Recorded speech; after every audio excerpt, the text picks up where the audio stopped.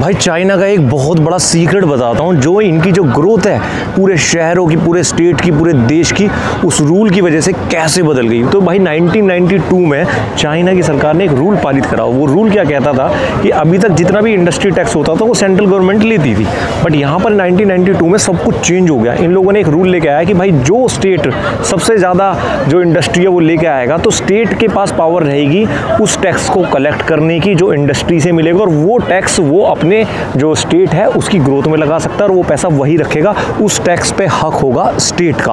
अब इससे हुआ क्या कि जितने भी स्टेट थे उनके बीच एक होड़ उठ गई कि यार ये टैक्स तो हमारा होगा, इसका मतलब अगर मैं ज़्यादा से ज़्यादा फैक्ट्री लेके आऊँगा तो मेरा स्टेट ज़्यादा से ज़्यादा अमीर होगा। तो ये जो होड़ थी, इस चक्कर में यहाँ पर जो इंडस्ट्रियलाइजेशन है वो बहुत रैपिड तेज़ी से बढ़ा। और वो कितनी रैपिड तेज़ी से बढ़ा कि अगर कोई भी बंदा छोटा मोटा काम करता था ना, तो उसको सरकार पकड़ के भाई तुरंत ही लोन दे देती थी, उसको पुश कर देती थी। मतलब जिसको 1000 लाख 2 लाख में खुश था उसको बोलते थे भाई नहीं, जाके 10 लाख 20 लाख का धंधा बना, करोड़ों का धंधा बना, हम पैसे दे रहे हैं। क्योंकि उनको पता था जब ये बड़ा बनेगा तभी तो टैक्स पे करेगा।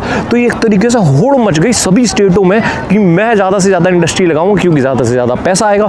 और इसी वजह से चाइना में एक बहुत अजीब बात देखने के लिए मिलती है आपको कि यहाँ का जो हर स्टेट का जो इंफ्रास्ट्रक्चर है वो एक दूसरे को टक्कर देता है। आप कई देशों में जाओगे, वहाँ पर क्या होता है, जो कैपिटल होती है, एक दो स्टेट शहर होते हैं बड़े बड़े, वो ज़्यादा डेवलप होते हैं क्योंकि भाई जो सेंट्रल गवर्नमेंट होती है वो ये देखती है कि एक एक करके डेवलप करें। बट यहाँ पर तो सारे स्टेट आपस में कंपटीशन में थे, सब स्टेटों के पास अपना अपना पैसा आ रहा था इंडस्ट्री से, और वो एक तरीके से चाह रहे थे कि हम ज़्यादा से ज़्यादा इंडस्ट्रीज़ को खींचें।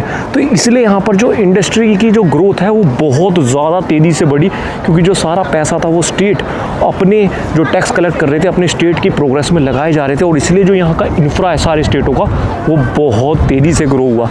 बट इसमें ये गड़बड़ कर गए कि इस होड़ में इन्होंने मैन्युफैक्चरिंग तो बढ़ा दी, बट जो चाइना के लोगों की, लोकल लोगों की जो आदत थी कंजम्पशन की, वो इसको बढ़ाने में इन्होंने कोई काम नहीं किया। तो चाइना के लोग थे वो सिंपल ज़िंदगी जीते थे, और इन्होंने उनको ना प्रमोट किया कि आप ज़्यादा बाय करो, बट ये मैन्युफैक्चरिंग बढ़ाते गए।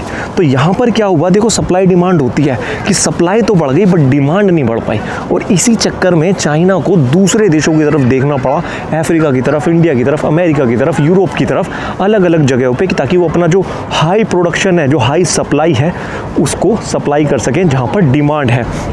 अब काफ़ी ये चीज़ कर रहे हैं कि इंसेंटिव्स देते हैं। अगर आप शॉपिंग मॉल में जाते हो ना, तो आप जैसे 30 युआन की ले रहे हो तो पहली बार में 100 युआन का कूपन दे देंगे। सबसे बड़ा लॉस जो हो रहा है अपने इंडिया का कि अपन युवा आबादी खोते जा रहे हैं, क्योंकि आज का युवा 20 के ऊपर है। तो उससे क्या हो रहा है कि अपने इंडिया का सबसे बड़ा लॉस वो हो रहा है कि जो युवा जो आ रहा है नया, और जो उसको मोटिवेशन मिलना चाहिए, वो आबादी खोते जा रही है अपने यहाँ। इंडिया में सबसे बड़ा लॉस, आज से 50 साल के बाद अपन सब बूढ़े होने हो जाएंगे, और आज का युवा उतना प्रोडक्टिव भी, मतलब ये है कि उसको वो बिजनेस करने निकलता है तो उसके लिए कुछ अवेलेबल नहीं रहता है, कुछ गवर्नमेंट बैंक सपोर्ट नहीं करती है, बाकी इकोनॉमी जैसी सपोर्ट करती है, मतलब बाकी अर्थव्यवस्था जैसी सपोर्ट आज अपन सोशल मीडिया के माध्यम से पूरे वर्ल्ड को देख रहे हैं यहाँ पे बैठे बैठे। तो एक पकड़ लो, जैसे चाइना की बात, अमेरिका की बात, आज अपन इतना पिछड़े क्यों है, वो क्यों अपन को दबाते हैं? इसलिए दबाते हैं कि अपन खाली लेबर ही प्रोड्यूस कर सकते हैं उनके लिए, लेबर, और वो भी कब तक प्रोड्यूस कर पाएंगे, जब तक ये युवा आबादी अपने पास है तब तक। ये युवा खत्म होने के बाद, इसके बाद में तो जो अपने यहाँ जो ये आ रहे हैं ना, न्यू बच्चे आ रहे हैं, तो उतना ये भी नहीं, पहले जैसे बच्चे होते थे घरों में, अभी एक से ज़्यादा कोई बच्चा नहीं है आज के डेट में युवा में।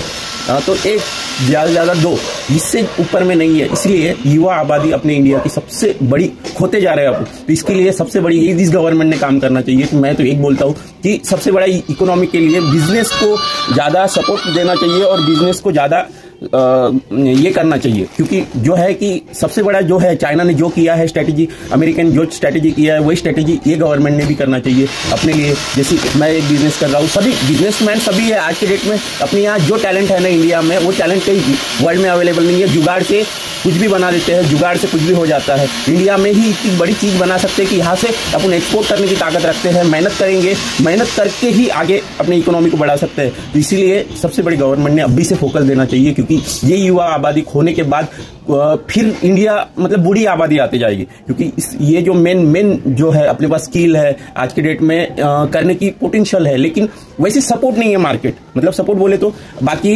बैंक है, ये है, मतलब सबसे बड़ी तो अपने यहाँ वही है कि फंडिंग यहाँ पे जो भी माल बनेगा वो बाहर तो अपन भेज सकते, इतनी टैलेंट है, और नया इनोवेशन ला सकते हैं मार्केट में, नया नया टेक्नोलॉजी ला सकते हैं। इतनी बड़ी ताकत है आज की युवा में, इतनी बड़ी ताकत है क्योंकि उनके अंदर बहुत पोटेंशियल है। वो पोटेंशियल को बाहर निकालने के लिए गवर्नमेंट ने सपोर्ट करना चाहिए, आगे आना चाहिए और अपनी युवा आबादी खोने से पहले उसको बचाना चाहिए और अर्थव्यवस्था बढ़ाना चाहिए। तो अर्थव्यवस्था उसी से बढ़ेगी, इकोनॉमी उसी से बढ़ेगी, यहाँ से एक्सपोर्ट होगा।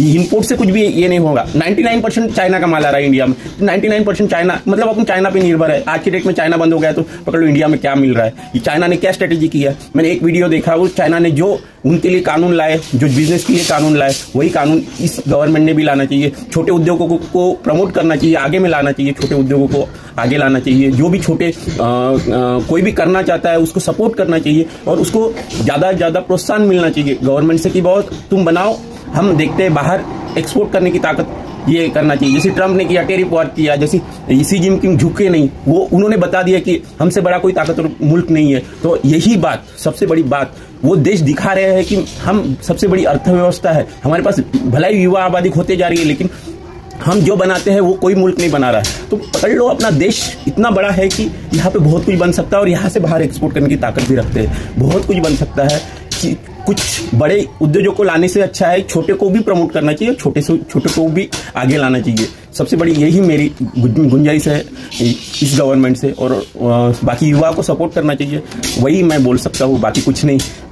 जो भी है मैंने मेरी जो मन की बात है वो आपकी तरफ पहुंचाई। आप देखिए अभी आप क्या कर सकते हैं। मैं सोशल मीडिया के माध्यम से आपसे रूबरू होना चाहता था, इसलिए मैं आपको बताया ये चीज़ कि जरूरी है कि अपने युवा को खोना नहीं, उनको आगे में बड़ी अर्थव्यवस्था में ये युवा ही काम आएगा। क्योंकि यहाँ से लेबर प्रोड्यूस मत करो, यहाँ पे बिजनेस बढ़ाओ, यहाँ पे बिजनेस लाओ, नए बिजनेस करो, बिजनेस को ज़्यादा से ज़्यादा पोटेंशियल दो, वो उसी से अपनी इकोनॉमी बढ़ेगी। चलो फिर से नए वीडियो में नए टॉपिक के साथ मिलते हैं दोस्तों।